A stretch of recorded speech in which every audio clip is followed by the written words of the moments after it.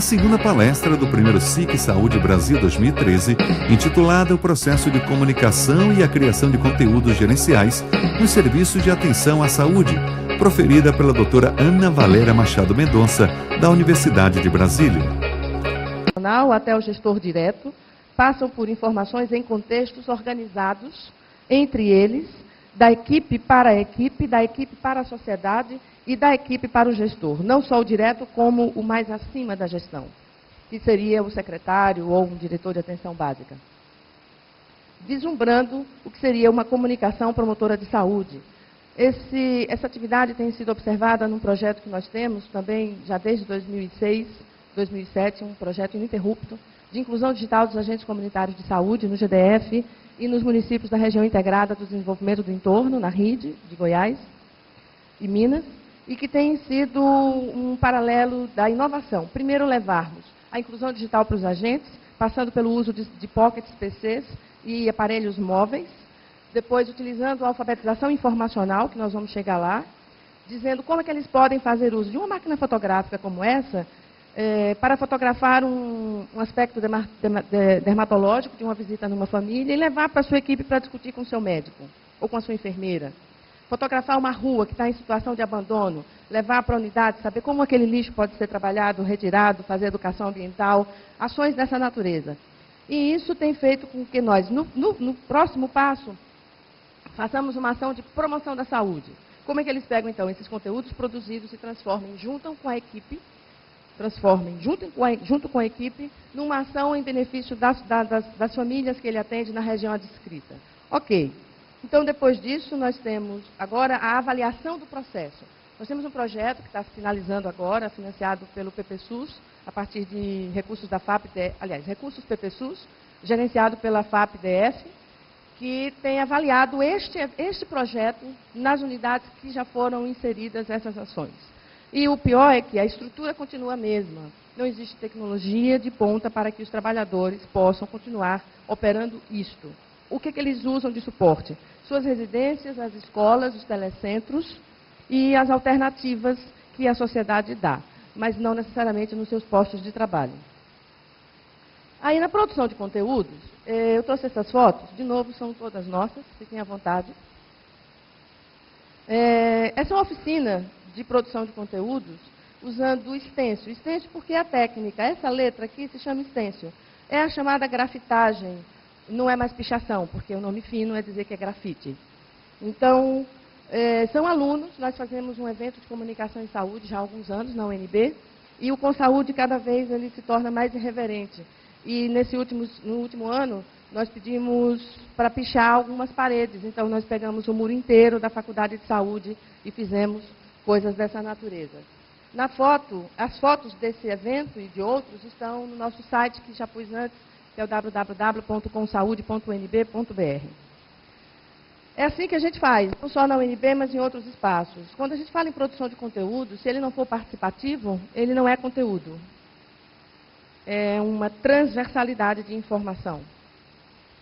E, coincidentemente, professora Ana, está vendo? Eu não falei a senhora não sabia da minha apresentação, nem vice-versa. Essa foi uma das conclusões que o grupo chegou. De que comunicação nós estamos falando? Nos grafites do ano passado, eles chegaram a essa pergunta. Acesso à informação é democracia?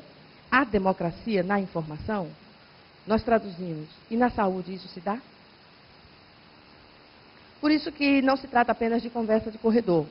Para quem tiver interesse, um dos projetos da Rádio Web, a partir de uso das tecnologias convergentes, nós usamos, todo feito por estudantes de saúde, não tem comunicadores, são estudantes de saúde fazendo programetes de rádio que são gravados em áudio, vídeo, e textualizados e traduzidos em Libras. Então, para eles trabalharem nesse projeto, eles têm que gravar uma entrevista com a professora Ana, separar o áudio do vídeo, deixar o áudio para as pessoas ouvirem, porque é mais fraco, mais baixinho o volume de download. Depois ela está também com vídeo e áudio, eu posso ver e ouvir. Se eu for ver, eu tenho uma tradução de Libras, para que todos sejam inseridos. E, para além disso, tudo que está lá dito tem que ser transcrito e posto num texto. Se eu quiser ler, se eu quiser fazer download, levar para casa, são coisas que, obrigatoriamente, nós trazemos para essa atividade, entre outras. Então, para o tato, eu queria trazer aqui, quando nós perguntamos, mas afinal de que comunicação nós estamos falando? Nós estamos falando de uma comunicação em saúde, a partir de processos comunicacionais que vêm de fluxos informacionais, na maioria das vezes, transversais. O professor Paulo Nassar nos ensina muitas coisas sobre os fluxos informacionais e o que ele almeja em sua literatura como ideal, necessariamente nem sempre nós conseguimos alcançá-lo. Mas eu trago aqui uma contribuição da professora Renata Schiavo, que foi uma tradução livre, eu fiz questão de trazer a tradução de um último mestrando nosso, que o que foi de mais importante? A compreensão dele na tradução de um conceito global de comunicação em saúde. Essa professora fez um estudo, esse livro dela, Health Communication, está disponível na internet, ele tem mais de 500 páginas, porém está todo livre para download, todo em inglês. E ela fez um estudo das principais correntes, teorias e conceitos sobre comunicação em saúde até o período do lançamento desse livro, que foi de 2007.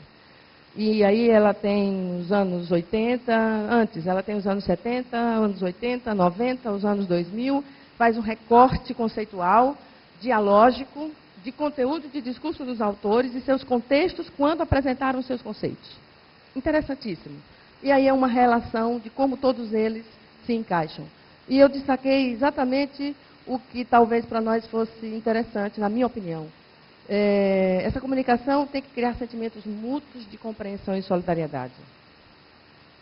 E mensagens, elas são as portas de ligação. O professor Jesus Martim Barbeiro, no evento de São Paulo, em 2009, no Memorial da América Latina, ele disse o seguinte, está publicada toda a entrevista na revista da FAPESP do ano que ele esteve aqui, agosto de 2009.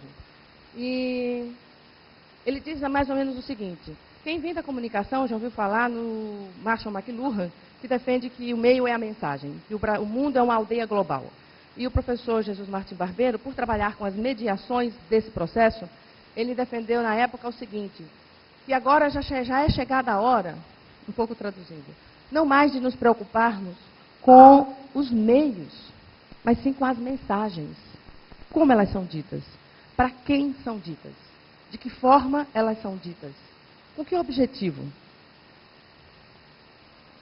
Então, para traduzir o SUS nesse cenário de inovação e tudo mais, eu penso na gestão da informação. Nós temos feito um trabalho junto à Organização Pan-Americana de Saúde, inclusive o professor Francisco recordou-nos bem, nós saímos com um livro também a respeito de um ciclo de ações como essa, e assim como o professor Francisco também vai ter um livro a respeito, que é de gestão da informação e da comunicação em saúde.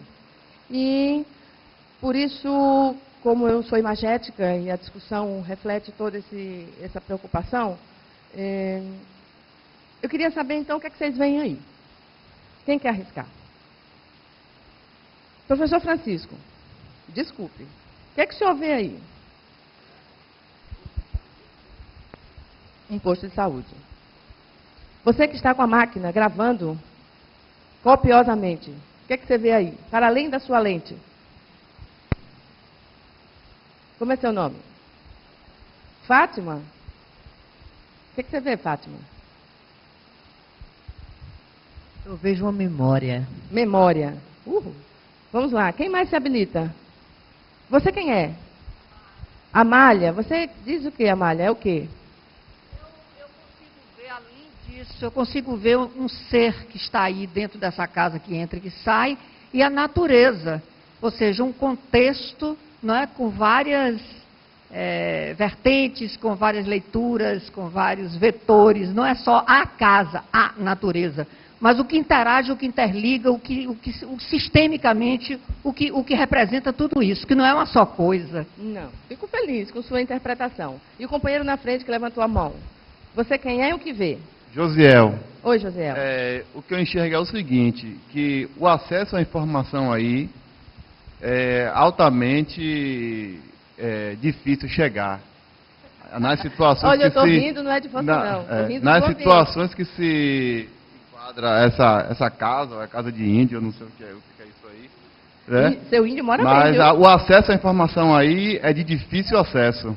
Tá bom. De difícil Muito acesso. obrigada. Eu consigo visualizar nessa imagem assim, uma coisa de história. Eu acho que representa história, né, em algum momento de vida. E também a coisa da imagem, ela é muito significativa. E ela pode, dependendo da interpretação que você dá, ela pode ter diversos sentidos, né? Ela me lembra, assim, história. O que nós vemos aí? Eu procuro, eu tento fazer, às vezes, essas coisas a gente só consegue se viajar de carro, né?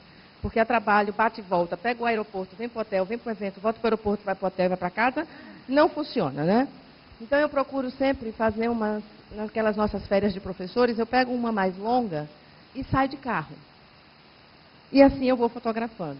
Não sei porquê, eu sempre venho para o Nordeste, no caso sério.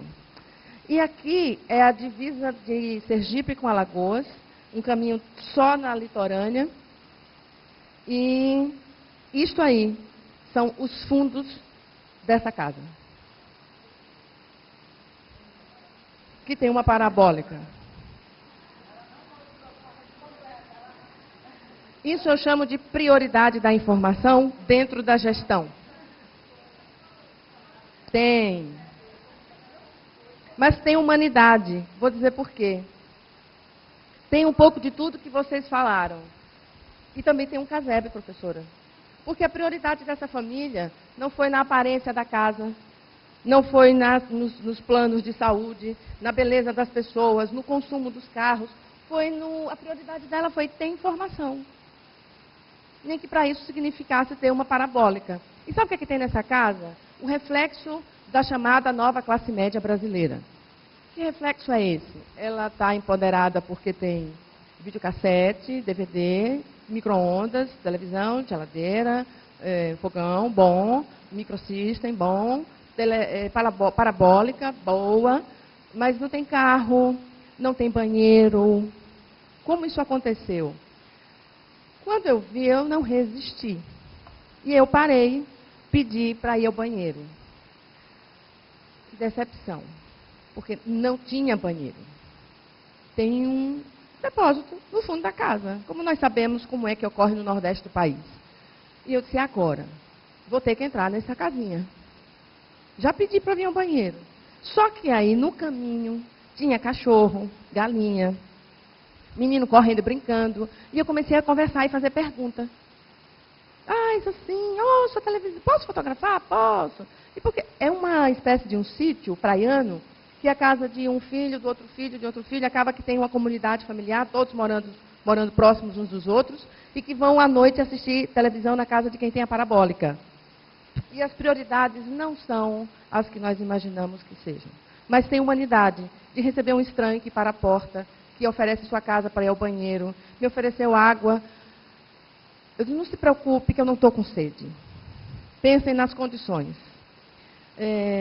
Mas ofereceu fruta. A banana dela, plantada no terreiro, é maravilhosa. Sem carboidrato, sem agrotóxico, sem nada ruim. Ou banana boa. Bom, isso é a prioridade dentro da gestão da informação. Nós trabalhamos um pouco, já indo para o nosso encerramento, nisso. Quando nós pensamos no tema desse seminário, nós também pensamos nas prioridades. O professor Francisco tinha um mundo de pessoas excelentes para trazer para cá, e outras tantas melhores ainda para estarem aqui dividindo esses horários conosco. Mas vocês fizeram a prioridade de estar aqui. E ele priorizou certas pessoas. Assim essas famílias, assim o gestor do SUS. Por isso que eu convido vocês a reaprender a ouvir as coisas que nós temos por aí já postas. E são coisas que eu já disse, ao invés de ler, eu prefiro que vocês avaliem. Esse é um extrato de um dos nossos livros, esse que eu falei da OPAS ainda há pouco. Isso é que eu entendo, de forma humana, como você trabalha esses processos tão gerenciais. Porque as tecnologias, elas estão postas, eu me considero uma pessoa tecnologicamente incluída e usuária mediana das tecnologias, mas não é a verdade da nossa população brasileira nem latino-americana. E para reaprender a sentir, eu acho que isso pode ser feito a partir da alfabetização em informação. E aqui são alguns itens que o professor Carlos Menu e também outros estudiosos da alfabetização informacional nos remetem. O professor Jesus Lau, que eu falei no começo, do avião, ele é um profissional da alfabetização informacional. E ele sugere que essas pessoas que se sentem alfabetizadas, será que nós somos, tenham capacidade para reconhecer uma necessidade, determinar dimensão, localizá-la, avaliar, incorporá-la, utilizá-la, compreendê-la, ter acesso a, utilizando-a de forma ética e legal, classificá-la, organizá-la, manipulá-la e reelaborá-la, e reconhecer esse processo como requisito para o longo de sua vida. Então, no momento tecnológico, reflexão 1.0. Eu queria ir direto ao que eu acho que, para esse contexto, nos remete, que seriam essa qualidade da informação. Em seguida, no 2.0, finalmente, quando eu falo dos ambientes comunicacionais saudáveis, nós temos um projeto de observação dos ambientes comunicacionais saudáveis no âmbito das ações das unidades de saúde. E nós saímos fotografando os ambientes. Esse é um ambiente comunicacional saudável? Vejamos, paredes brancas, limpas, bem arrumado com a cortina, uma tela visível, a iluminação boa, ar-condicionado, ótimo. Existem unidades de saúde que você entra e não sabe o que tem nas paredes. Tamanha a quantidade de informação, e todas ultrapassadas. E outros exemplos. Um deles que eu gostaria de encerrar é dizendo que nós fotografamos, abaixo do expurgo de uma unidade de saúde lá de Brasília, uma caixa de publicações do Ministério da Saúde. É a informação sem prioridade na gestão da informação. Finalmente mesmo, como os convidei para sairmos caminhando, fazendo uma trilha entre os sentidos, eu agora os convido para ampliar suas janelas de oportunidades. Que nossas janelas deixem de ser restritas e que as suas sombras comecem a proliferar, se multiplicar e ampliar cada vez mais nossas capacidades de interagir com o mundo. Muito obrigada.